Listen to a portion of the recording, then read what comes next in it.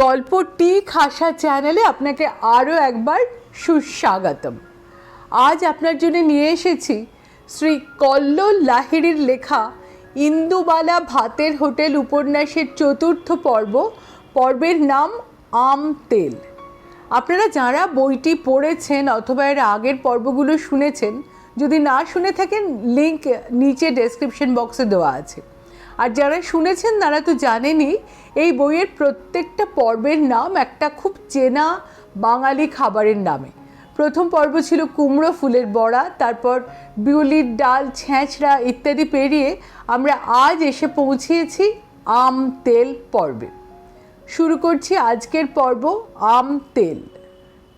বিয়ের পরে সবুজ রঙের একটা ট্রেনে করে ইন্দুবালা যখন শিয়ালদাহ স্টেশনে নেমেছিলেন, তখন তার কাছে ইন্ডিয়া দেশটা নতুন।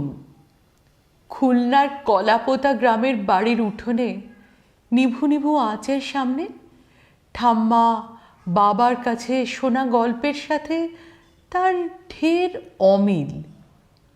এত বড় স্টেশন আগে কোনো দিন দেখেননি ইন্দুবালা। দেখবেনটা কী করে? এই যে প্রথম ট্রেনে উঠলেন তিনি, নামলেনও, মাথার উপর রাজপ্রাসাদের মতো ছাদ দেখলেন, এত বড় বাড়ি দেখলেন, এত লোক, সবাই যেন মাথা নিচু করে সামনের দিকে ছুটছে। কেউ কারো সাথে দুদণ্ড দাঁড়িয়ে একটুও কথা বলছে না, কুশল বিনিময় করছে না, যে যার নিজের খেয়ালে আছে। একটু অসতর্ক হলে, চলাফেরার একটু এদিক ওদিক হলে সবাই বুঝি সবার গায়ে হুড়মুড়িয়ে পড়বে। তখন ইন্দুবালার জিনিসপত্রের কি হবে? নেই নেই করেও তো সঙ্গের জিনিস কম নয়। মা বারবার বলে দিয়েছিল, চোখ ছাড়া করবি না ইন্দু। ঠাম্মা বলে দিয়েছিল, আগলে রাখবি সব কিছু। যদিও অদৃষ্ট বড় নির্মম খেলা খেলেছিল ইন্দুবালার জীবন নিয়ে। কোনো কিছুই তিনি আগলে রাখতে পারেননি এই ভাতের হোটেলটা ছাড়া। তবুও সব কিছুর ওপর বড় মায়া তাঁর। ঘরের কোণে দাঁড় করিয়ে রাখা ক্ষয়ে যাওয়া নারকেলের ঝাঁটা থেকে পোড়া দেশলাইয়ের কাঠি, কিছুতেই মন চায় না কোনো কিছু ফেলে দিতে। সব কিছু বুড়ি জমিয়ে জমিয়ে রাখেন নিজের করে, তার উপচে পড়া স্মৃতির মতোই। মাঝে মাঝে এইসব নিয়ে যে গোল বাঁধে না তেমনটা নয়, বেশ ভালোই চিৎকার চেঁচামেচি হয়। ধনঞ্জয় তখন লোক নিয়ে এসে রেগে মেগে কিলো হিসেবে বিক্রি করে সব কিছু। বুড়ি ঘুরঘুর করেন চারপাশ। ওরে মূর্খ, তুই কি করে জানবি? ঠাম্মা বলতো বাড়ির আগাছাওটাও তো দরকারি, নাহলে হরিমতি খাবে কি, আর দুধ দেবেই বা কেন? ধনঞ্জয় কাঁই মাই করে ওঠে, এই বারবার তোমার খুলনার কলাপাতার গল্প শুনিও না তো মা। এখানে কোথায় তোমার হরিমতি? পোড়া দেশলাইয়ের কাঠি, তোমার কাছে আগাছা, আর এই এত এত ঘিয়ের খালি শিশি, রং চটে যাওয়া টিনের তোরঙ্গ। টান মেরে উঠোনে ফেলেছিল ধনঞ্জয়। কেমন যেন আর্তনাদ করে উঠেছিল সেই কতদিন আগের ফুলছাপ বাক্সটা। ডালাটা হাঁ করে খুলে পড়েছিল উঠোনে, ঠিক মরে যাওয়া মানুষের মতো। তার মুখ দিয়ে কিলবিল করে বেরোচ্ছিল আরশোলা। তারাও যেন প্রজন্মের পর প্রজন্ম খুলনার কলাপোতার স্বপ্ন নিয়ে বংশ বিস্তার করে চলেছে। এটা তুই কি করলি ধনঞ্জয়? এটা তোর কাছে পুরনো তোরঙ্গ বলে মনে হলো? ইন্দুবালা এগিয়ে যাচ্ছিলেন একটু একটু করে। আমার বিয়ের সময় বাবা কিনেছিলেন রে, ঢাকা থেকে। তারপর 3টে নদী পার করে নিয়ে গিয়েছিলেন খুলনা। সেখান থেকে এই কলকাতা।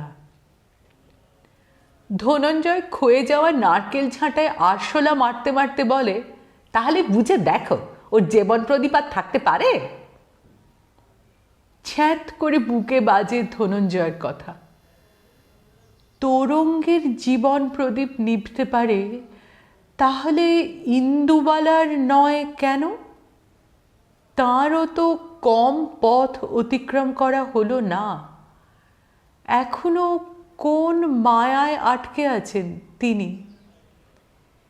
ঘাড় তুলে আকাশের দিকে তাকান ইন্দুবালা এক টুকরো আকাশ দেখার জন্য। কিন্তু এখানে আকাশ কোথায়?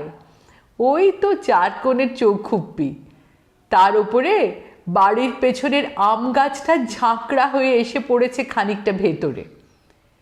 কাঁচা আমগুলো যেন পুরুষ্টু হয়েছে গ্রীষ্মের রোদের খর তাপে। মন খারাপটা যেন কোথাও ঝুপ করে গায়েব হয়ে যায় ইন্দুবালার। আম দেখার আনন্দে এগিয়ে যেতে গিয়ে পায়ে কিছু একটা ঠেকে। নিচু হয়ে কুড়িয়ে নেন সেই কবেকার প্রথম ট্রেন চড়ার টিকিট। বিলিতি আমরা খাবে গো নতুন বউ, বিলিতি আমরা। ফেরিওয়ালা হাঁক দিয়ে যায় কামরায়, মুখের সামনে এনে দেখায় আমড়াগুলো।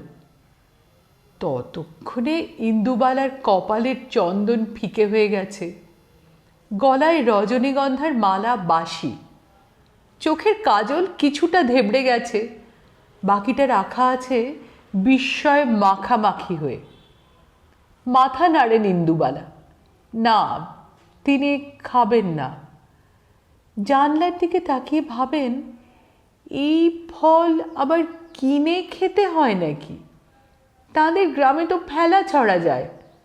কাঁচা কাঁচা দেশও আমরা পেড়ে আনতো ভাই, মা চাটনি করত, নুন দিয়ে কুটি কুটি করে কেটে সবাই ঘুমিয়ে পড়লে ভাই বোনে খেত বসেদের পুকুর পাড়ে বসে। বৃষ্টির জল মেখে আমরা পাকত অম্বুবাচি পার করে। ঠাম্মা সারাদিন উপোস থাকতো অম্বুবাচিতে, একবেলা ফলাহার, কখনো ছাতু ভিজে, কিংবা সারাদিন মিছরির জল। বাবা এনে দিতেন ছানা কলা, সেসব মুখে তুলতেন না ঠাম্মা, সব যেত নাতি নাতনির পেটে। অতবার চা খাওয়ার যার অভ্যেস ছিল, সে ওই কটা দিন চা না খেয়ে দিব্যি কাটিয়ে দিত। ইন্দুবালা বিধবা হওয়ার পর এত সব কিছু মানেননি, তার সম্ভাবনাও ছিল না। আর লক্ষ্মী থাকতে তা করতেও দিত না। মাস্টার রতনলাল মল্লিক তাকে অনেক ছোট বয়সে বিধবা করে কেটে পড়েছিলেন পরপারে। দায় ফুরিয়েছিল তাঁর। বড় ছেলেটাও এত ছোট তখন যে মালসার খাবার খাবে কি করে। নিজে হাতে স্বামীর মুখাগ্নি করেছিলেন ইন্দুবালা। শ্রাদ্ধ, নিয়মভঙ্গের দিন লক্ষ্মীর এনে দেওয়া ট্যাংরা মাছ আর বাড়িতে দেওয়া বড়ি দিয়ে একটা তরি জুতের ঝোল রেঁধেছিলেন। অনেক দিন পর ছোট ছোট ট্যাংরার মাথাগুলো চুষে চিবিয়ে খাবার সময় মনে পড়েছিল ঠাম্মার কথা। অম্বুবাচিতে সারাদিন উপোস করে থাকার পর ছাতু খেতে খেতে তার যখন আর কিছু মুখে রুচত না, তখন খোসা ছাড়িয়ে পাকা আমড়া মুখের কাছে ধরতেন ইন্দুবালা। ঠাম্মা চুষে চুষে সেই বুনো ফুলের সব রসটুকু খেয়ে নিত। সারা ঘর মো মো করত পাকা আমড়ার গন্ধে। এসব কথা কোনোদিন ইন্দুবালা কাউকে বলতে পারেননি, এমনকি ছেলে মেয়েদেরও না। নাতি নাতনি তো অনেক দূরের কথা। কিছু কিছু জানতো মাছোয়ালি লক্ষ্মী, কিন্তু সেও তো আজ কোন সুদূরের অতিথি। সেদিনের সেই ট্রেনের কামরায় বিলাতি আমড়াই শুধু উঠেছিল তাই নয়, চিরুনি, পাতাবাহারে ফুল গাছ, সূচ, বশীকরণের ওষুধ, কৃষ্ণনগরের সরভাজা, শান্তিপুরের ভাজা মিষ্টি, সব কিছু। তার ভাই মাঝে মাঝে বায়না করে খাচ্ছিল, কিন্তু ইন্দুবালার নিজের খেতে ইচ্ছে করেনি কিচ্ছু। এমনকি নতুন জরির চুল বাঁধার ফিতে দেখেও কিনতে ইচ্ছে হয়নি। জানলার পাশ দিয়ে তখন বেরিয়ে যাচ্ছিল মাঠ, ঘাট, নদী, নৌকো, গ্রাম। ইঞ্জিনের কয়লার কালো ধোঁয়াও।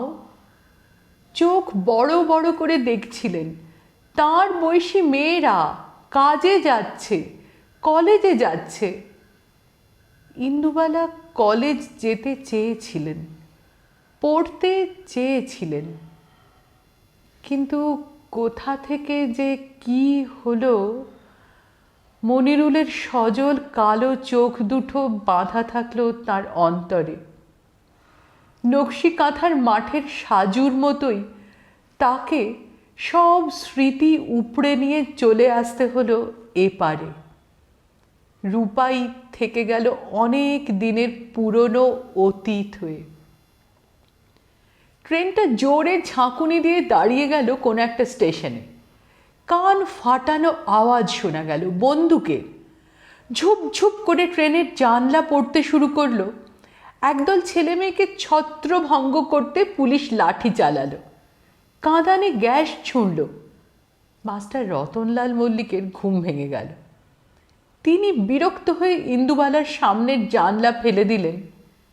গোটা কামরায় এক অসহ্য গুমোট গরম, বাইরের চোখ জ্বালা করা ধোঁয়া। কানে এলো গর্জনের মতো স্লোগান, পুলিশ তুমি যতই মারো মাইনে তোমার 112। আবার একটা কাঁদানে গ্যাসের সেল ফাটল। কামরার ভেতরে লোকগুলো কেমন যেন ভয়ে কুঁকড়ে গেছে। তারই মধ্যে কয়েকটা ছেলে মেয়ে হুড়মুড়িয়ে ট্রেনের কামরায় উঠে এলো। ঝাঁকুনি দিয়ে ট্রেনটা এদিকে আবার চলতে শুরু করলো। মাথা ফেটে যে ছেলেটা রক্ত পড়ছে সে চিৎকার করে বলল, ভয় পাবেন না বন্ধুরা, যে রাজ্যের মুখ্যমন্ত্রী দিনে একবেলা করে খাওয়ার পরামর্শ দিয়ে নিজের ক্যাবিনেটের মন্ত্রীদের পেট ভরাচ্ছেন, সেই শাসনের অবসান চাই আমরা। যে তীব্র খাদ্যাভাব দেখা দিয়েছে গোটা রাজ্য জুড়ে, সেটা আর যাই হোক এই সরকার সামলাতে অপারগ। তাও আমরা যারা দুবেলা দুমুঠো এখনো খেতে পাচ্ছি, রেশনে গিয়ে পচা চাল আর গম কিনতে পারছি, তারা যদি এগুলো যারা একদম পাচ্ছেন না তাদের সাহায্যে কিছু দান করেন, তাহলে ওই লোকগুলো না খেয়ে অন্তত মরবে না। কমরেড, দয়া করে ভুলে যাবেন না এখনো এই দেশে এক বেলাও খাবার না জোটা লোকের সংখ্যা অনেক। ছেলেটা বলে চলেছিল, আর অন্য কয়েকটা ছেলে মেয়ে কৌটো নাড়িয়ে অনুদান চাইছিল। এই সবটাই ইন্দুবালার কাছে নতুন। একটা তারই বয়সী মেয়ে তার সামনে এসে যখন অনুদানের কৌটো ধরল, ইন্দুবালার খুব ইচ্ছে করছিল তার সেই কৌটোতে 2 আনা হলেও দিই, কিন্তু তার কাছে কোনো পয়সা ছিল না। গা ভর্তি ছিল সোনার গয়নায়। কৌটো ধরা সেই মেয়েটা কেমন অবাক হয়ে তাকিয়েছিল ইন্দুবালার দিকে। আর তার বর মাস্টার রতনলাল মল্লিক খিঁচিয়ে উঠলে সরে গিয়েছিল সেই মেয়েটা। খারাপ লেগেছিল ইন্দুবালার। মানুষগুলোর পেটের ভাতের জন্য ওরা রাস্তায় নেমেছে, ভিক্ষে করছে। তারা নিজেরা যদি দুবেলা ভরপেট খেতে পারে, তাহলে যে দোরগোড়ায় এসে অভুক্ত দাঁড়াচ্ছে সে পাবে না কেন? সেই ইন্দুবালা তখনও জানতেন না তিনি একদিন একটা ভাতের হোটেলের মালিক হবেন। দুবেলায় তাঁর হোটেলে পাত পড়বে অসংখ্য মানুষের, আর সেই হোটেল থেকে পয়সা ছাড়াও খাবার বিলির বন্দোবস্ত থাকবে। সেটা 70-এর জ্বালাময়ী সময়ই হোক কিংবা তারও অনেক পরে মানুষগুলোর কাজ হারানোর সময়? সবাই জেনে গেছে এই একটা জায়গায় এমন এক অন্নপূর্ণা আছেন যার ভাতের হাঁড়ি কারো জন্যেই কোনো দিন খালি হয় না। নতুন সেই কোণে ইন্দুবালার সঙ্গে মালপত্র হিসেবে ছিল বড় নকশা করা দুটো তোরঙ্গ, দানের বাসনের বড় ঘড়াটা, বাবার হাতে ছিল ওপারের বাজারের জোড়া ইলিশ, ভাইয়ের হাতে দইয়ের বড় হাঁড়ি, আর বাবু মাস্টার রতনলাল মল্লিকের হাতে ছিল বিয়ের ছাতা, নিপাট ভাঁজ করা, কাঁধে ফেলা ছিল দানের শাল, হাতে চকচক করছিল আশীর্বাদের 2 ভরি সোনার আংটিটা। স্টেশনে ট্রেন থামলে বরের বাড়ি থেকে লোক আসা দস্তুর ছিল। নতুন কনেকে যেভাবে গল্প শুনিয়েছিল তার বাড়ির লোকেরা, সে আরও অনেক কিছু ভেবে রেখেছিল। ব্যান্ড পার্টি, রং মশাল, ফানুস, কিন্তু এইসবের ছিটে ফোঁটা ইন্দুবালার আশেপাশে সেদিন ছিল না। নতুন বউকে নিয়ে যাওয়ার জন্য শ্বশুরবাড়ি থেকে কাউকে আসতে দেখেননি তিনি। বাবা একটু কুণ্ঠা নিয়েই জানতে চেয়েছিল, বাবা রতন, তোমার বাড়ি থেকে? কথা শেষ করতে দেয়নি মাস্টার রতনলাল মল্লিক। তার সযত্নে লালিত বাবরি চুলের গোছা নেড়ে বলেছিল, তাই তো এখন যে কি করি, বউ ভাতের জোগাড় যত্নে লেগে গেছে বোধহয় লোকজন। পুরুষ বলতে বাড়িতে আমি তো একাই। বাবা বিচলিত হতে বারণ করেছিলেন জামাইকে। তিনি থাকতে চিন্তা তো কিছুই নেই। বুঝলে, শুধু এত জিনিস বলে লোকজনের খোঁজ করা, তা 2টো কুলি নিলেই তো হয়ে যাবে আর কি। বাবা 2টো কুলির মাথায় তুলে দিয়েছিলেন প্রায় সবটুকু, আর যেটুকু ছিল কুড়িয়ে বাড়িয়ে সবার হাতে হাতে ধরে গেল। কপোতাক্ষের গাঁয়ের মেয়ে যখন ভাগীরথীর পাড়ে এসে প্রথম পা দিল, কেউ শাঁখ বাজালো না। দুধে আলতা মিশিয়ে কেউ পা ছোঁয়াতে বলল না। ঈশ্বর পাটনির মতো কেউ আদর করে পার করে দিল না শ্বশুর বাড়ির দোরটা। কিন্তু সে গল্প আমাদের জানা। যতই মাস্টার রতনলাল মল্লিক বলুন না কেন বউ ভাতের আয়োজনে বাড়ির সবাই ব্যস্ত আছে, আমরা তো জানি ইন্দুবালার বউ ভাতই হয়নি। কাকপক্ষীটিও টের পায়নি ইন্দুবালার শাশুড়ি এক বংশ ঘটির মাঝে একটা বাঙাল মেয়ে বউ করে নিয়ে আসছেন। বাড়ির সামনে থেকে বাবা আর ছোট ভাই চলে যাচ্ছে, তাদের কেউ একটু জল খাবার কথা পর্যন্ত বলছে না যে বাবাকে এরপর আর কোনো দিন দেখতে পাবেন না ইন্দুবালা। ভাই গিয়ে যোগ দেবে আরও অনেক পরে 71-এর মুক্তিযুদ্ধে। এগুলো আমাদের গল্পের সুতো। ইন্দুবালার ভাষায় বলতে গেলে রোদে থোয়ানো কাসুন্দি। যত তাপ পাবে, বৃষ্টি পাবে, নিজের মৌতাতে মজতে থাকবে যতনে। কলকাতা শহর তখন বেশ সরগরম। মিছিলের পর মিছিল চলেছে রাস্তা জুড়ে। মানুষের পাতে ভাত নেই, মনে সুখ নেই। খাবার নিয়ে যে আন্দোলন হতে পারে ইন্দুবালা জানতেন না এই শহরে না এলে। স্টেশনের বাইরে থেকে অনেক দরদাম করে বাবা সেদিন একটা ট্যাক্সি ভাড়া করেছিলেন। সেই ট্যাক্সির মাথায় ইন্দুবালা, তার ভাই, বাবা আর মাস্টার রতনলাল মল্লিক সব জিনিসপত্র চাপিয়ে ঠিক এঁটে গিয়েছিলেন ট্যাক্সির ভেতরে। সঙ্গে ছিল সেই সব জিনিসগুলো যা আজ ধনঞ্জয় কুড়িয়ে বাড়িয়ে ফেলে দিতে চাইছে। ও কি জানে এইগুলোর মাহাত্ম্য? গজ গজ করতে করতে বুড়ি ভাঙা তোরঙ্গটার সামনে বসেন। ততক্ষণে ডালে ফোড়ন পড়েছে, 9টা বাজতে চললো, কলেজের ছেলেগুলো খেতে আসবে। ইন্দুবালার কাজের তাড়া পড়ে যায়। ট্যাক্সির জানলার পাশ আর ট্রেনের জানলার ধার ঠিক এক জিনিস নয়। ট্রেনের জানলার পাশে কত গ্রাম, নদী, জলা, জঙ্গল, আর ট্যাক্সির পাশে শুধুই ধূসর শহর, মানুষের মিছিল। তখনও প্রথম ট্রেনে ওঠার ঘোরটা যেন কাটেনি ইন্দুবালার। অল্প অল্প মাথাটাও কি টলছিল ট্রেনের দুলুনির সাথে। তার রেশ রয়ে গিয়েছিল অনেক দিন। কলকাতায় এসেই মনিরুলকে লুকিয়ে চিঠি লিখেছিলেন ইন্দুবালা। জানিস মনিরুল, সে যে কি ভীষণ বস্তু তোকে না বলে বোঝাতে পারবো না। আমাদের সেই বাঁশ গাছে দোল খাওয়ার মতো। তুই নিশ্চয়ই এতদিনের ঢাকায় পড়তে চলে গিয়েছিস, অনেক কিছু দেখা হয়ে গেছে তোর, অনেক নতুন বন্ধু হয়েছে। আমার কথা মনে পড়ে আর? বোসদের পুকুর, খানার ধার, গাজনের মাঠ, কপোতাক্ষের ঘাট, আমি কিছু ভুলিনি মনিরুল।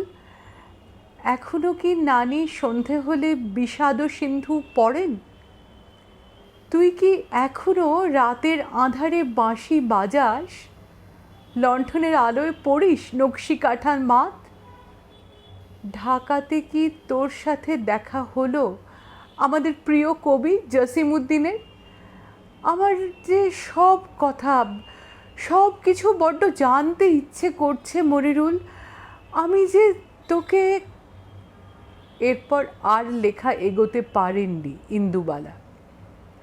তিনি মনিরুলকে কি ভালোবাসেন, পছন্দ করেন, একসাথে থাকতে চেয়েছিলেন? নিজের কাছে উত্তরগুলো স্পষ্ট নয়, যেমন ঠিক স্পষ্ট নয় স্বামী স্ত্রীর মধ্যে ভালোবাসা আদৌ হয় কি না, কিংবা ভালোবাসার অপর নাম শুধু শরীর কি না। যে শরীরটাকে মাস্টার রতনলাল মল্লিক তার 6 বছরের বিবাহিত জীবনে 3টে বাচ্চার মা বানানোর ফ্যাক্টরি করে দিয়ে হঠাৎ উবে যাবেন কর্পূরের মতো হাওয়ায়। শরীরের সেই না পাওয়া কিংবা প্রচণ্ড পাওয়া কষ্টগুলো নিয়ে ইন্দুবালাকে বেঁচে থাকতে হবে দিনের পর দিন। তাও মলিন হবে না স্মৃতিগুলো, মানুষগুলো। টকবক করে ভাত ফোটে, ডাল ফোটে, মাছের ঝোলে মাছগুলো যেন ফুটতে ফুটতে ফড়ফড় করে নিজেদের মধ্যে কথা বলে। নতুন যে দেশটায়, শহরটায় তিনি এসে পড়লেন, এই দেশ নিয়ে, শহর নিয়ে এর আগে তিনি কম গল্প শোনেননি। বাবার বাবা মানে ইন্দুবালার দাদু একসময় নাকি কাজ করতেন এই কলকাতার বন্দরে। সেখানে সাহেব সুবোর খাতা লিখে তার দিন গুজরান হতো। বড় বড় জাহাজে করে কত শত যে জিনিস আসতো তার কোনো ইয়ত্তা ছিল না।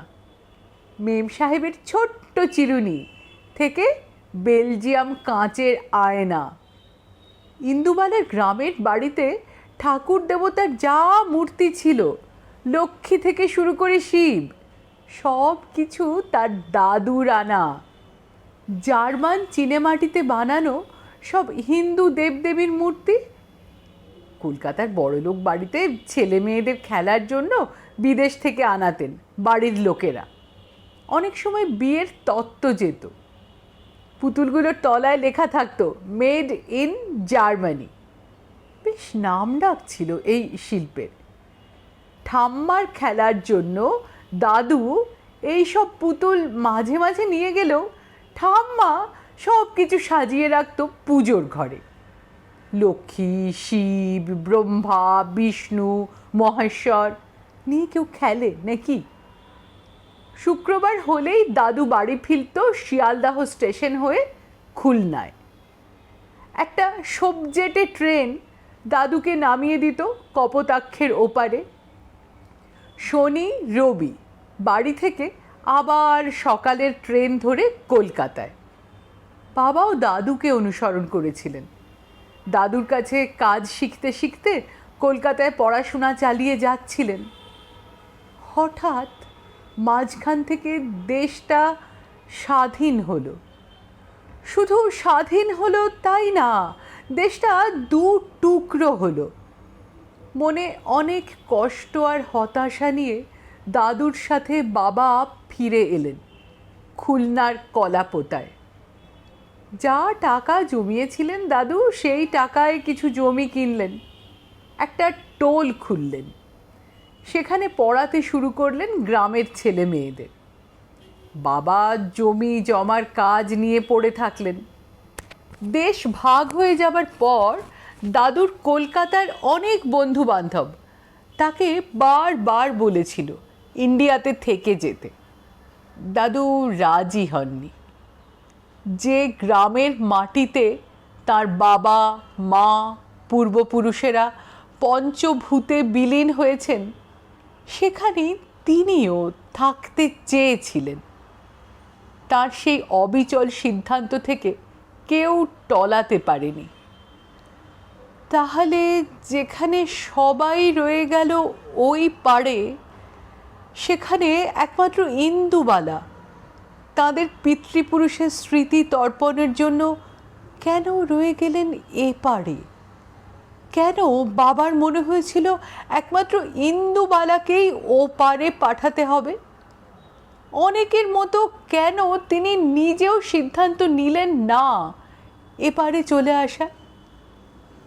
ইন্দুবালা জানতেন বাবা শিকড় ছাড়া হতে পারতেন না, মাও না, ঠাম্মাও না। আর ভাই, তার কথা শোনার আখরে ইতিহাসে না লেখা থাকলেও ইন্দুবালা জানেন ওই যে মুক্তোর মতো বর্ণ পরিচয়, সেখানেই লুকিয়ে আছে তার ভাই, লুকিয়ে আছে বাংলা ভাষার রাষ্ট্র গড়ার দাবিতে। গোটা বাড়ির জানলা দরজাগুলো হুটোপুটি করে পড়ার শব্দে ইন্দুবালার ঘুম ভেঙে যায়।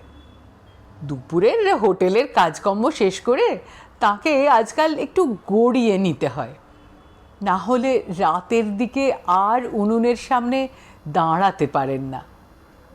কাঁচা ঘুম চোখে তাকান ইন্দুবালা বাইরের দিকে। আকাশ কালো করে মেঘ করেছে, কাল বৈশাখী। কোনো রকমে গাঁটের ব্যথা সামলে উঠে পড়েন তিনি। ধনা ধনা করে চিৎকার করেও ধনঞ্জয়ের কোনো সাড়া পাওয়া যায় না। বাজার করতে গেল নাকি এখনই?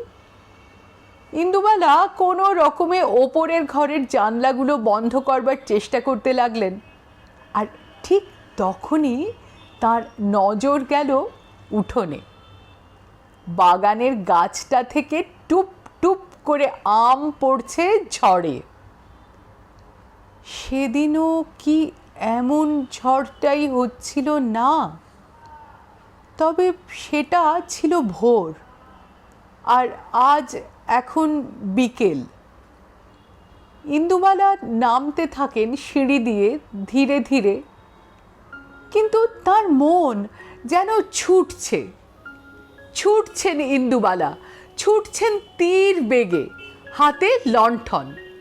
ভোর হতে তখন অনেক দেরি। পেছনে ছুটছে ছোট্ট ভাইটা, তার পেছনে মা, তার অনেক পেছনে ঠাম্মা। গোটা আম বাগান জুড়ে কলাপোতার লোকজন যেন জড়ো হয়েছে ওই আঁধার ভোরে। প্রায় 100 গাছেরই বাগান যাদের, তারাও এসে জড়ো হয়েছে। শিলের মতো পড়ছে আম।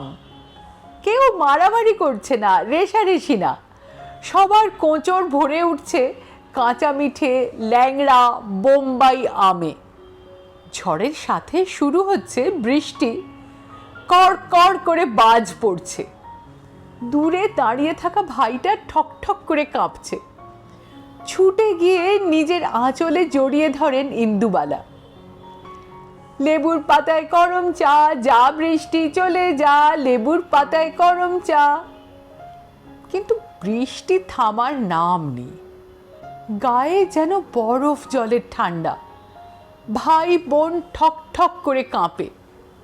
দুজনে আগলে রাখে কোঁচড়ে জমানো আমগুলোকে। একটা সময় ইন্দুবালা হঠাৎই বুঝতে পারেন চারপাশে বৃষ্টি পড়ছে, কিন্তু তাদের মাথায় বৃষ্টি নেই কেন? ওপর দিকে তাকাতে ইন্দুবালা দেখলেন একটা বড় কচু পাতা, সেটা ধরে আছে মনিরুল। কি যে ভালো লেগেছিল সেদিন ইন্দুবালার, বলে বোঝাতে পারেননি কাউকে, বলার সুযোগ ছিল না। কম কথা বলা মেয়েটা রুমালের ওপর সুতো দিয়ে একটা ছেলেকে এঁকেছিল, তার হাতে দিয়েছিল একটা কচুর পাতা, আর মেয়েটাকে রেখেছিল দূরে এলো চুলে বৃষ্টির মধ্যে। ইচ্ছে ছিল মনিরুলকে নিজে হাতে দেবে, সেটা আর দেওয়া হয়নি। জ্বর বেঁধেছিল সেবার খুব। 7 দিনের মাথায় পথ্যি পেয়ে তবে মেয়ে মাথা তুলে দাঁড়াতে পেরেছিল। গ্রীষ্মের রোদে ঘর থেকে বেরিয়ে মন ভালো হয়ে গিয়েছিল ইন্দুবালার। ঠাম্মা সেই ঝড়ে কুড়োনো আমগুলোকে দিয়ে আম তেল বসিয়েছেন রোদে। সূর্যিদেব গোটা গ্রীষ্মকাল জুড়ে রোদে তাতিয়ে তেলে মিশিয়ে কাঁচা আমগুলোকে জারিয়ে দেবেন নকুলের ঘানির খাঁটি সর্ষের তেলে। তারপর সেই তেল দিয়ে সারা বছর যা খাওয়া দাওয়া চলবে তার কোনো হিসেবের কুল কিনারা পাওয়া যাবে না। আম তেল মুড়ি দিয়ে মাখা হবে, গরম ভাতে ঘিয়ের বদলে খাওয়া হবে, মাছের ঝোলে বিশেষ করে সরল পুঁটিতে আমের গন্ধ দেবার জন্য আম তেল ব্যবহার হবে। আর গ্রামে পোয়াতির সংখ্যা নেহাত কম থাকে না সংবৎসর, তারাও পাবে। পাতা কুড়ুতে এসে খেন্তির মা পাবে, টিফিনে মনিরুল পাবে, ফকিরি গান করতে আসা ভিখারি পাবে। চুরি করে ঠাম্মার আম তেল খেতে খেতে গরমের ছুটির দুপুরগুলো কেটে যাবে। বৃষ্টিটা সবে থেমেছে। ইদানিং হয়েছে কি, কলকাতার এই ধরনের হুট করা বৃষ্টিতে সবাই কেমন যেন তাল কানা হয়ে যায়। ট্রাফিক সার্জেন্ট থেকে শুরু করে অটো চালক সবাই। প্রদীপ নিজেই ড্রাইভ করে মায়ের সাথে দেখা করতে এসেছে, কিন্তু গাড়ি পার্ক করবে কোথায়? ইন্দুবালার ভাতের হোটেলের সামনে একটু বৃষ্টিতেই গোড়ালি সমান জল। সেখানে আবার কোথায় গর্ত আছে, নর্দমা আছে, সেই সব দেখে গাড়ি পার্ক করতে প্রদীপের অনেকটা সময় লেগে যায়। এতক্ষণে বাড়িটার দিকে তাকানোর সময় হয় তার, আর বাড়িটার দিকে তাকাতেই কেমন যেন কু গেয়ে ওঠে মনটা। গোটা বাড়ি জুড়ে অন্ধকার, কেউ কোথাও নেই যেন। এমনকি সামনের বোর্ডে লাগানো আলোটাও আজ জ্বলছে না। প্রদীপ অনেক দিন পর মায়ের সাথে দেখা করতে এলো। আসবো আসবো করে তার আশাই হয় না। আজ এইটা কাল ওইটা লেগেই থাকে।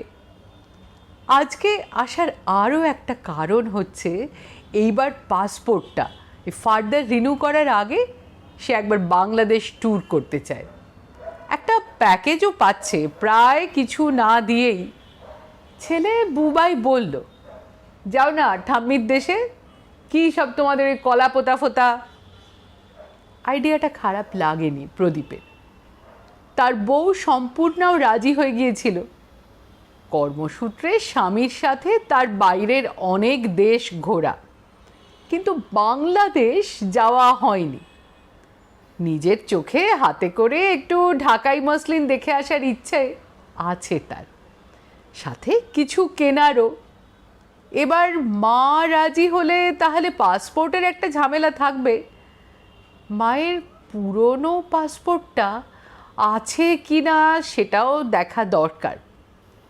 প্রদীপ যদিও জানে পাসপোর্ট করাতে সময় লাগবে না, বুবাইয়ের বন্ধু কাজ করে ফরেন সার্ভিসে, তাড়াতাড়ি হয়ে যাবে সব।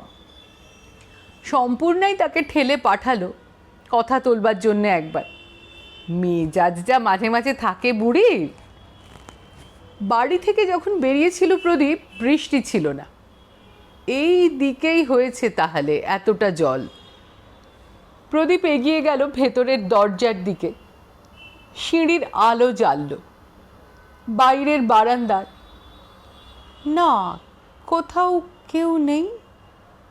দুবার ডাকলো, মা মা বলে, উত্তর এলো না।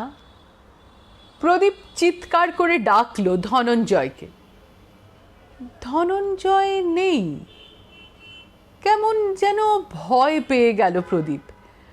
যদি মা সত্যি না থাকে?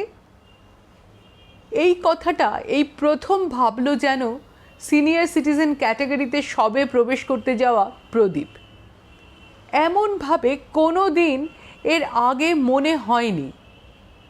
মা থাকলে জগৎটা তার একরকম, আর মা না থাকলে আরেক রকম।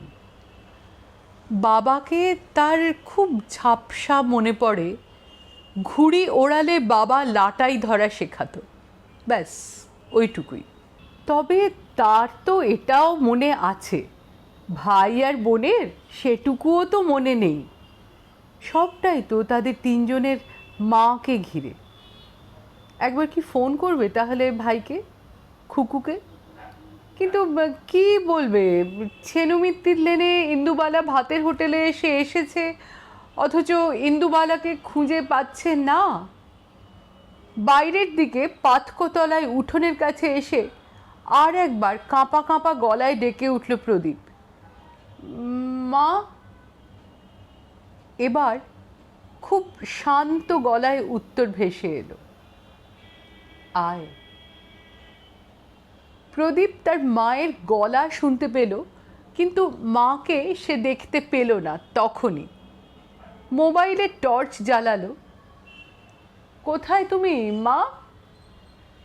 আর অবাক হয়ে দেখল তার মাকে, কাক ভিজে হয়ে সন্ধ্যের উঠোনের ঝাঁকড়া আম গাছের ডালটার নিচে বসে আছেন ইন্দুবালা। চারপাশে জড়ো করা ঝরে পড়া কাঁচা আম। প্রদীপ এগিয়ে যায়, জড়িয়ে ধরে তার মাকে। মা, তুমি ঠিক আছো তো? তোমার শরীর ঠিক আছে তো? পড়ে গিয়েছিলে নাকি?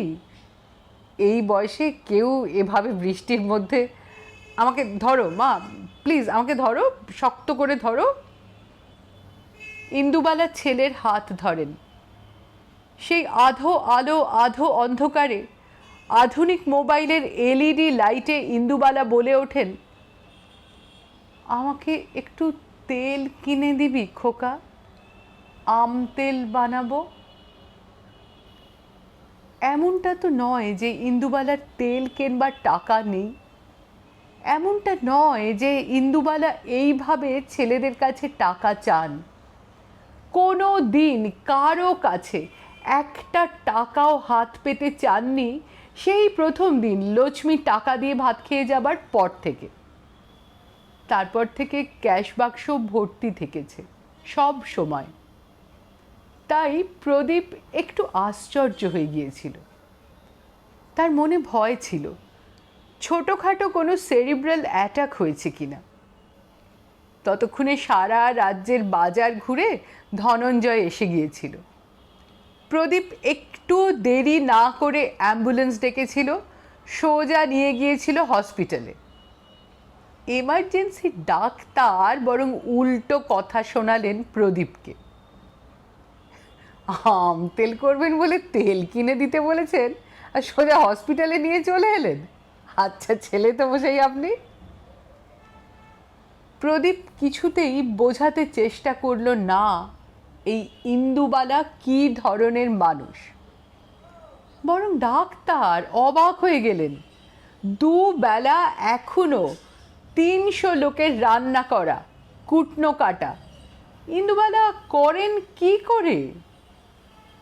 আতি পাতি খোঁজ নিয়ে হোটেলের ঠিকানা নিয়ে 2টো অ্যান্টাসিড লিখে ডাক্তার ছেড়ে দিলেন ইন্দুবালাকে।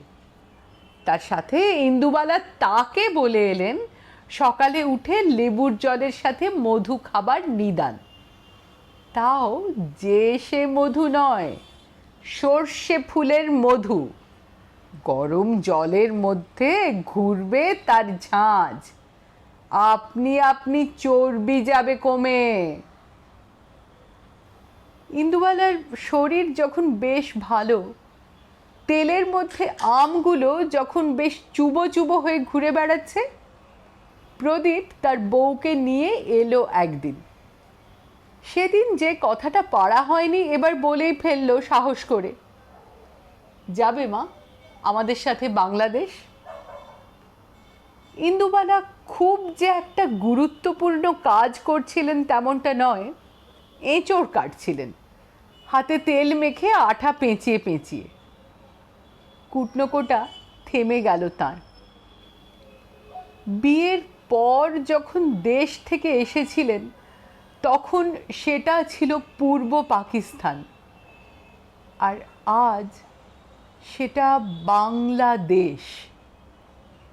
তার ছেলে বলছে মাকে একবার বাংলাদেশ ঘোরাবে। সত্যি কানে ঠিক শুনছেন তো তিনি? কোনো ছলনায় এরা আবার এসে জোটেনি তো এই 7 সকালে? উঠে পড়েন ইন্দুবালা। পড়ে থাকে আধ কাটা এঁচোড়, ডালনার না কাটা আলু, মোচা, আরও অনেক তরিতরকারি। ছেলের কাছে এগিয়ে এসে জানতে চান, হঠাৎ বাংলাদেশ যাবার কথা বলছিস কেন? আমি না মরা পর্যন্ত এই বাড়ি তোমরা বিক্রি করতে পারবে না খোকা। প্রদীপ হো হো করে হাসে। তুমি কি করে ভাবলে আমি বাড়ি বিক্রি করবার জন্য তোমাকে বাংলাদেশের লোভ দেখাবো? ইন্দুবালা বিশ্বাস করেন না তার ছেলে মেয়েদের। কেন? এই তো ওই সামনে চক্কতি বাড়ির মেয়ে দুটো বাবাকে বৃদ্ধাশ্রমে পাঠিয়ে বাড়ি বিক্রি করে ফ্ল্যাট তুলে দিয়েছে। সম্পূর্ণ এবার এগিয়ে আসে পাশ থেকে। ইন্দুবালার বড় ছেলের বউ কম কথা বলে, কিন্তু যেটুকু বলে কাটা কাটা, তীক্ষ্ণ, মাঝে মাঝে নুন ছড়ানোর মতো। আপনি ভুল বুঝছেন মা, চক্কতি বাড়ির সাথে আপনার ছেলে মেয়েদের গোলাবেন না। আমরা বাংলাদেশের ট্যুর প্ল্যান করছিলাম, প্রদীপ তাই ভাবছিল আপনি গেলে আমাদের ভালো লাগবে। ও তো কোনোদিন দেখেনি। কলকাতা স্টেশন থেকে এখন ট্রেনও ছাড়ছে, মৈত্রী এক্সপ্রেস। এর মধ্যে বাড়ি বিক্রির কথা আসছে কি করে? আর আমাদের সবার তো বাড়ি আছে মা। ট্রেন ছাড়ছে বাংলাদেশের জন্য, এই বড় খবরটা ইন্দুবালার কাছে ছিল না এতদিন। ট্রেনে করে যাবে খুলনা? বড় ছেলে বলল। ইন্দুবালা প্রশ্ন করেন, জানলার ধারের সিট পাবো খোকা? প্রদীপ জানিয়ে দেয়, পাবে। আমরা একটা কূপ রিজার্ভেশন করে নেব, বুঝলে মা? সেখানে আমরা 3 জন ছাড়া আর কেউ থাকবে না। কেমন যেন ফুরফুরে মেজাজের হয়ে যান ইন্দুবালা। বাড়ির সামনের তুলসী মঞ্চটাকে স্পষ্ট দেখতে পান। মাকে, বাবাকে, ঠাম্মাকে, ভাইকে, মনিরুলকে। বড় ছেলে বউকে এঁচোড়ের ডালনা, মোচার ঘন্ট, পাবদার ঝোল আর কাঁচা আমের চাটনি খাইয়ে বাড়ি পাঠান। ভাত খেতে আসা কালেক্টর অফিসের কেরানি থেকে শুরু করে সামনের মেসের ছেলেগুলো, এমনকি পাঁচু গোপালও জেনে যায় ট্রেনে করে ইন্দুবালা বাংলাদেশে যাবেন। সারা রাত ওপরের ঘরে ঘটর ঘটর করে কিসের যেন আওয়াজ হয়। ধনঞ্জয় যতক্ষণ জেগেছিল শুনেছে। অনেক ভোরে ইন্দুবালার ডাকাডাকিতে ঘুম ভেঙে যায় তার। কি হয়েছে মা, এত ভোরে? চোখ কচলায় ধনঞ্জয়, দেখে ইন্দুবালার পরিপাটি করে চুল বাঁধা, নতুন কাপড় পরা, কোথাও যাওয়ার প্রস্তুতি। কি হলো কি মা তোমার? নাতি পাসপোর্টের ফটো তোলার জন্য তোমায় নিয়ে যাবে তো বেলা 9টায়, এখন থেকে কাপড় পরে বসে আছো কেন? ইন্দুবালা হুকুমের সুরে বলে, একটা ট্যাক্সি ডাক, আমি কলকাতা স্টেশন যাব। ধনঞ্জয় বলে, হ্যাঁ এই এত সকালে কলকাতা স্টেশনে? তোমার মাথা কি সত্যি খারাপ হলো গো মা? ইন্দুবালা কোনো কথা না বলে দরজার দিকে এগোলে কোনো রকমে উঠে জামা পরে দৌড় লাগায় ধনঞ্জয়। এই মুড তার অনেক দিনের চেনা। বেশি কথা বললে জেদ আরও বাড়বে, নিজে নিজে একা একাও চলে যেতে পারে, তখন হিতে বিপরীত হবে। ওই দাদাবাবুদের কাছে কৈফিয়ত দিতে দিতে জান কাবার হবার জোগাড় হবে। তাই কথা না বাড়িয়ে একটা ট্যাক্সি ডেকে নিজেও চেপে বসে ধনঞ্জয়। 2টো প্ল্যাটফর্ম টিকিট কাটা হয়। ইন্দুবালা বলেন, জিজ্ঞেস কর মৈত্রী এক্সপ্রেস কোন প্ল্যাটফর্ম থেকে ছাড়বে। একজন টিটি দেখিয়ে দেয়, ওই যে দাঁড়িয়ে আছে, কিন্তু ওদিকে যেতে পারবেন না, সময় হয়নি তো এখনো। টিকিট আছে তো আপনার, পাসপোর্ট ভিসা ওসব চেক হবে। দূর থেকে মৈত্রী এক্সপ্রেস দেখেন ইন্দুবালা। বড় বড় করে বোর্ডে লেখা কলকাতা খুলনা, কিন্তু সেই আগের ট্রেনটার মতো সবজেটে নয় তো, কেমন যেন ধূসর নীল। আচ্ছা আপনি ঠিক বলছেন তো, এই ট্রেনটাই যাবে খুলনা? ইন্দুবালা এবার নিজেই জানতে চান। বিরক্ত হয় টিটি, একে ইন্টারন্যাশনাল ট্রেন, তার ঝক্কি আছে অনেক। মাসিমা দেখতেই তো পাচ্ছেন, লেখাই তো আছে সব কিছু।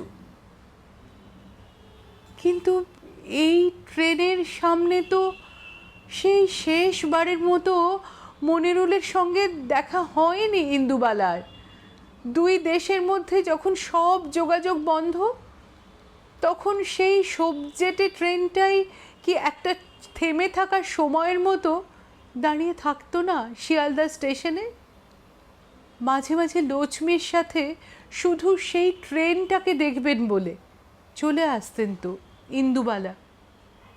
সেই ট্রেনের গায়ে হাত দিলে তিনি নিজের দেশকে দেখতে পেতেন, গ্রামটাকে দেখতে পেতেন, গন্ধ পেতেন কপোতাক্ষের। না না না, এই ট্রেন তার সেই সবুজ কাঁচা আম তেল রঙের ট্রেন নয়। এই ট্রেন কি করে যাবে খুলনা? বসে পড়েন ইন্দুবালা। চোখ দিয়ে টিপ টিপ করে বৃষ্টির মতো পড়তে থাকে জল। অনেক দিন আগে 71-এ তাঁদের কলাপোতার বাড়িটা পুড়িয়ে দিয়েছিল খান সেনারা। বাড়ির সাথে পুড়েছিল মা, ভাই, আরও অনেকে। বাড়িটাকে পাওয়া যাবে না তিনি নিশ্চিত জানেন। এবার যদি গিয়ে গ্রামটাকেই না খুঁজে পান, যদি বোসপুকুরটাই আর না থাকে, কপোতাক্ষের ঘাট, মনিরুলের বাড়ির উঠোন, বড় খেলার মাঠের ফলসা গাছ। তাহলে কার কাছে ফিরে যাচ্ছেন ইন্দুবালা? কার কাছে? যারা ছিল আজ নেই, নাকি যারা মরেও বেঁচে আছে ইন্দুবালার মধ্যে? নীরবে কাঁদেন ইন্দুবালা, কিন্তু কান্নাটাও বা কার জন্য? কোনো সদুত্তর পান না নিজের থেকে। শুধু এক দেশ থেকে অন্য দেশে যাবার মানুষের ভিড় বাড়ে। তাঁরা দেখেন 70 পেরোনো এক মহিলা চুপ করে বসে আছেন দেশে ফিরব বলে, যার সত্যি আজ দেশে ফেরার পথে অপেক্ষা করে থাকার কেউ নেই।